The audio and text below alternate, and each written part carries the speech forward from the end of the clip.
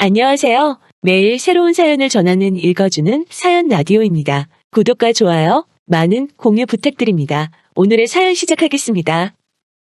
안녕하세요. 남편과 이혼한 30대 평범한 여성입니다. 하지만 제가 남편과 이혼하게 된 이유는 결코 평범하지 않네요.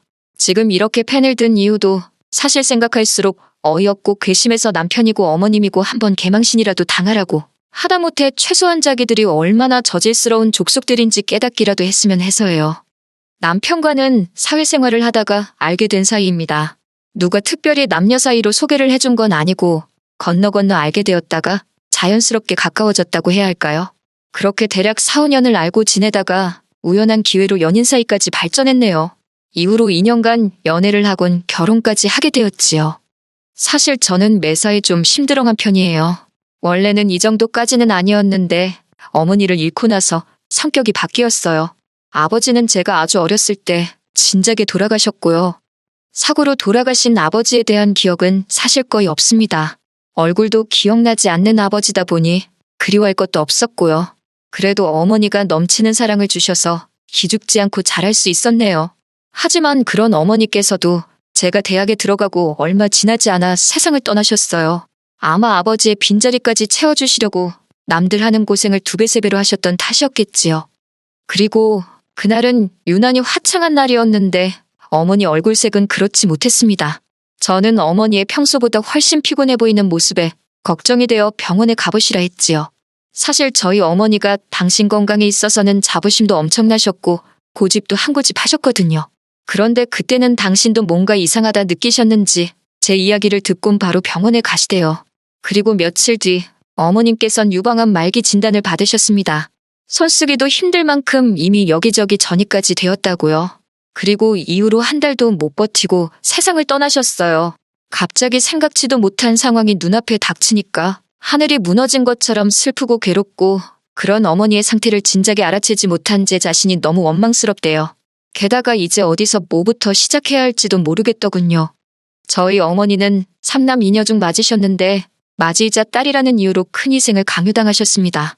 고등학교도 마치지 못하고 혼자 서울로 올라와 온갖 고생을 하며 돈을 버셔야 했는데 그 돈은 고스란히 삼촌들의 학비로 들어갔지요.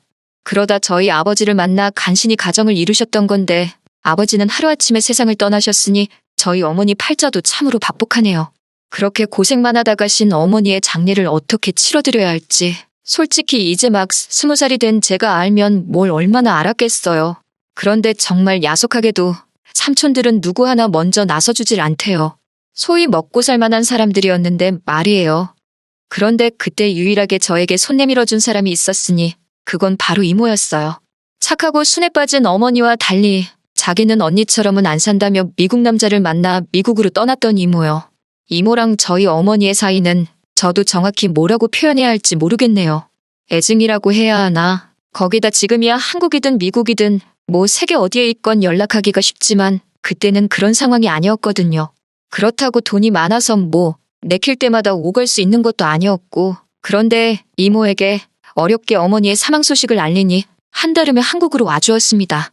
그리고는 이모도 한국을 떠나 있은 지 오래라 많은 것이 낯설었을 텐데도 선뜻 저를 대신해 많은 것들을 처리해 주었어요.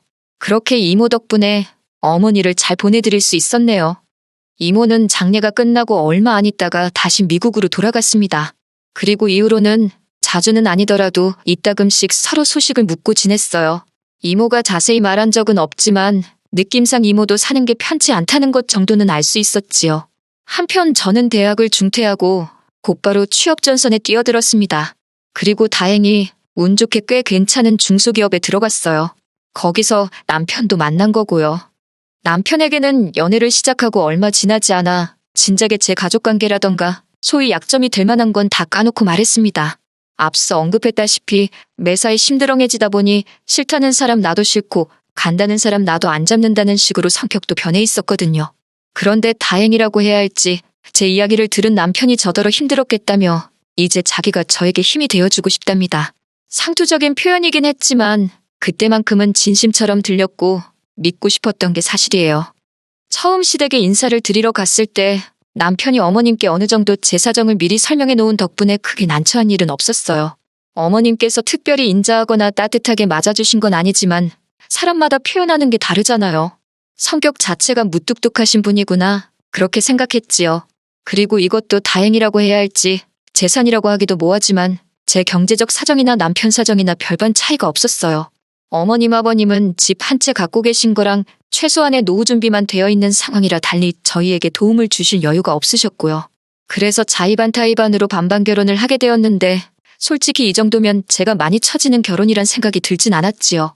그런데 이것도 지금에서야 돌이켜 생각해보니 제 착각이었던 모양입니다.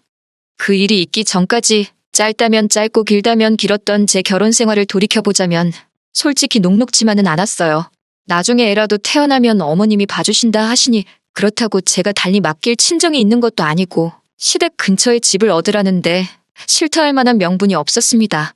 어차피 신혼은 1년만 즐기고 아이를 가질 계획이기도 했으니 좋은 게 좋은 거다 생각하고 시댁 근처에 신혼집을 구했지요. 그런데 이후로 어머님께선 걸핏하면 아버님과 다투셨다던가 당신 집은 물건이 많아서 답답하다는 핑계를 대시며 저희 집을 찾아오셨어요.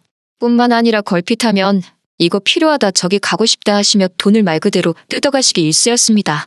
여러 가지로 스트레스를 받다 보니 임신은 당연히 되지 않았고요. 결국 견디다 못한 제가 남편에게 도움을 요청해보기도 했지만 별 소용은 없었지요.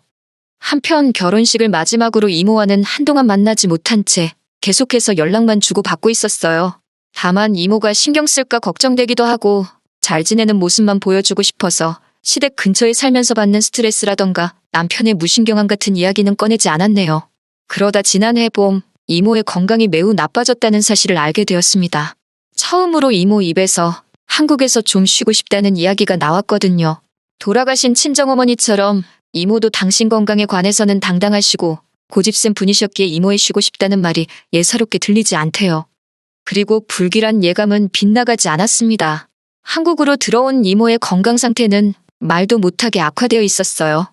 의사 말이 먹는 것도 꽤나 부실했던 것 같다며 간신히 영양실조만 면한 상태라나요. 저는 그런 이모를 저희 집으로 모셨습니다. 저를 좋게 봐준 상사 덕분에 대부분의 업무도 집에서 처리할 수 있게 되었고요. 그리고 어떻게 들릴지 모르겠지만 이 모든 결정을 내리는 데 있어서 남편과는 상의하지 않았습니다. 어차피 남편에게 이야기하면 어머님 귀에 들어갈 게 뻔했고 그렇다면 보나마나 좋은 소리는 못 들을 테니 일단 저질러 보자는 생각이었지요. 그리고 아니나 다를까 이모가 저희 집에 오기가 무섭게 어머님으로부터 불호령이 떨어졌어요. 어머님께선 저더러 이게 네 집이냐고 왜 네 마음대로 하느냐고 당신 아들이 헛수아비로 보이냐면서 당장 이모를 내보내라대요. 그 말을 듣는데 순간 울분이 치솟아서 그럼 뭐 저는 어머님 눈에 헛수아비라서 그렇게 시도 때도 없이 드나드신 건가요? 열받은 저도 지지 않고 반반 결혼했으니 저한테도 절반의 권한이 있다. 어머님은 언제 저한테 물어보시고 저희 집 드나드셨냐고 따졌습니다. 그때 처음으로 어머님께 할 말은 했던 것 같아요. 아픈 이모긴 했어도 내 가족이 와 있다 생각하니 솔직히 기가 좀 사른 것도 있었지요. 어머님도 처음 보는 제 모습에 당황하셨는지 화가 한풀 꺾인 눈치였네요. 그렇다고 뭐 구박을 그만두신 건 아닙니다. 이후로도 피둥피둥 살이 오른 제 남편을 앞에 보면서 제가 이모한테 신경 쓰느라 남편한테 소홀해서 얼굴이 반쪽이 됐다는 소리를 아무렇지 않게 하시는 분이셨거든요. 한편 그렇게 이모와 함께 산 지 석 달이 좀 지났을 때였어요. 이모가 저한테 할 말이 있다는데 정말 얼굴이 하얗게 질려서는 말도 못하게 상태가 안 좋더라고요. 119에 연락을 하고 5분인지 10분인지 짧았지만 저에겐 연것 같던 시간을 기다리는데 이모가 저더러 혹시 당신이 잘못되면 당신 여행 가방에 노란 주머니가 있다고 꼭 저더러 그걸 챙기랍니다. 저는 그런 이모가 너무 야속해서 왜 그런 소리를 하느냐고 성질을 냈지요. 이모는 바로 중환자실로 옮겨졌고 의사 말로는 전반적으로 다 안 좋아서 어디부터 손을 써야 할지도 모르겠답니다. 마음의 준비를 하라는 의사의 말에 심장이 터질 것 같더라고요. 그래도 이제는 더 이상 20살에 아무것도 모르던 울보가 아니었으니 굳게 마음을 먹고 어떻게 이모를 잘 보내드릴 수 있을지 하나씩 준비를 시작했습니다. 그렇게 이모가 중환자실에 들어가 있은 지 일주일쯤 되던 날이었어요. 이때 저는 거의 집에는 들리지 않고 병원에서 숙식을 해결하는 정도였는데 이게 당연히 저희 어머님 눈에는 곱게 보일 리가 없었겠지요. 하지만 저도 할 말은 있습니다. 이모는 저에게 유일한 친정 식구였고 그 사실을 남편은 물론이고 어머님 아버님도 잘 알고 계셨어요. 그런데 셋 중 그 누구도 이모님 건강이 어떤지, 상태는 호전되고 있는지 묻는 사람이 없었거든요. 그러니 저라고 그 와중에 집안일이며 살림이 뭐 신경 쓰이기나 했겠어요? 어머님 기분도 제 알 바가 아니었고요. 정말이지 그때 저 결혼 생활에 엄청난 회의감을 느끼고 있었네요. 그런 와중에 찾아오신 어머님은 서운하게 듣지 말라며 저한테 따끔하게 할 말이 있답니다. 그래놓고 하신다는 소리가 이모 장례는 어떻게 할 거냐고 그래요. 그래서 저는 뭐 숨기고 말고 할 것도 없이 솔직히 말했습니다. 남들보다 더 좋게는 못 해드리더라도 남들 하는 만큼은 해서 보내드릴 생각이라고요. 그랬더니 어머님이 그게 돈이 얼마가 드는 줄 알고 하는 소리냐입니다. 순간 제 귀를 의심했어요. 이 와중에 돈이라니 무슨 말씀이 하고 싶은 건가 싶어서요. 그리고 어머님은 계속해서 말을 이어가셨습니다.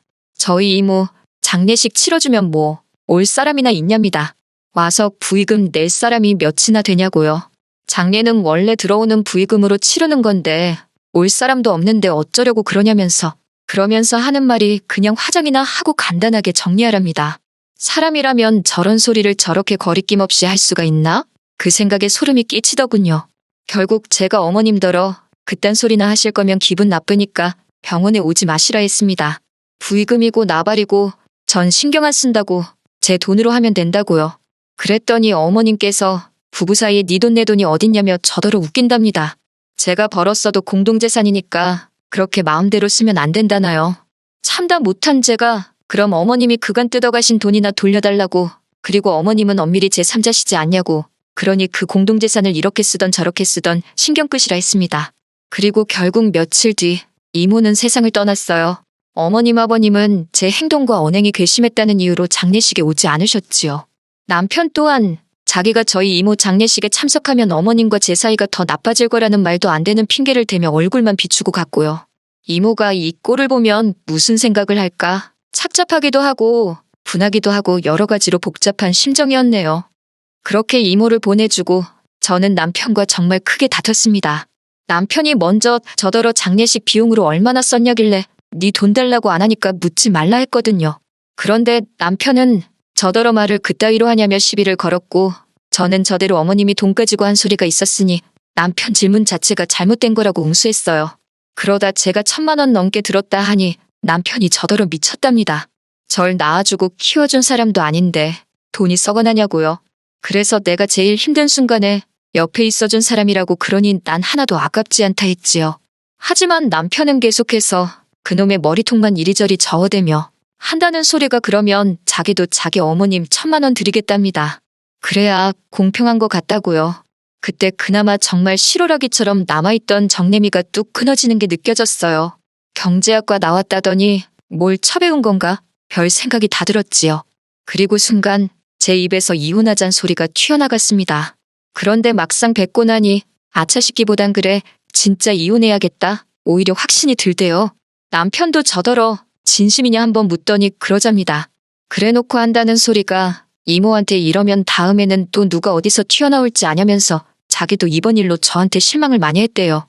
결혼을 했으면 이제 저는 이 집 사람인데 고작 이모 때문에 어떻게 시어머니인 자기 어머니한테 막말을 할 수가 있냐면서. 결론부터 이야기하자면 결국 그 일을 계기로 이혼하게 됐습니다. 막상 두 사람 다 이혼을 원하니까 나라에서 기다리라는 그 시간이 안 가서 죽을 맛이었지. 달리 해야 할 일도 어려운 일도 없더라고요. 장례를 치르고 얼마 되지 않아 이혼까지 하고 나니 솔직히 제정신으로 버티기가 힘들었어요. 그래도 주변 친구들과 지인들의 도움으로 조금씩 극복해내고 있었지요. 그러다 지난달에 미루고 미루던 이모의 유품 정리를 했어요. 그리고 거기서 이모가 말했던 노란색 주머니를 발견하곤 저는 정말 기절하는 줄 알았습니다. 그 안에는 샛노란 금덩어리가 여러 개 들어있었거든요. 어떤 건 열쇠 모양을 하고 있고 아주 작지만 두꺼비 모양도 있었고 게다가 제법 알이 큰 다이아가 박힌 보석들도 여러 개 있더군요. 하지만 그것들 사이로 더 눈에 띄는 것이 있었으니 그건 바로 이모의 글씨체가 적힌 메모 한 장이었습니다. 이모는 진작부터 가까이서 저를 보살펴주지 못해서 미안하다며 그런데도 이렇게 제가 당신을 챙겨줘서 고마울 뿐이라 했습니다. 그리고 덧붙이기를 얼마 되지 않겠지만 이모가 알뜰살뜰 모은 재산이라고 언젠가 저에게 도움이 되면 좋겠다는 사실 더 구구절절한데 그러면 제 사연을 못 끝낼 것 같네요. 에휴. 아무튼 금은방에 가서 물어보니 금은방 주인분도 꽤나 놀란 표정으로 금만 내도 몇 천만 원치는 될 거랍니다. 이모가 남긴 것들은 팔지 않을 거예요. 사실 친정어머니는 그 흔한 귀걸이 한쪽도 남기고 가신 게 없어서 그게 저에겐 늘 한이었거든요. 그래서 이모가 남겨준 선물은 저에겐 무엇과도 바꿀 수 없는 의미가 있지요. 살다가 힘든 순간순간 이렇게 나를 생각해주는 사람이 있었다는 그 사실이 그리워질 때 한 번씩 들여다볼까 해요.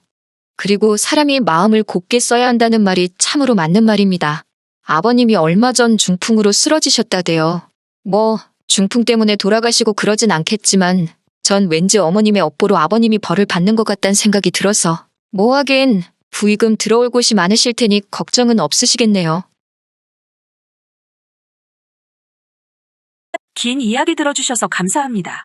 오늘의 사연은 여기까지입니다. 구독과 좋아요, 알람 설정해주시면 앞으로 더 좋은 사연으로 찾아오겠습니다. 감사합니다.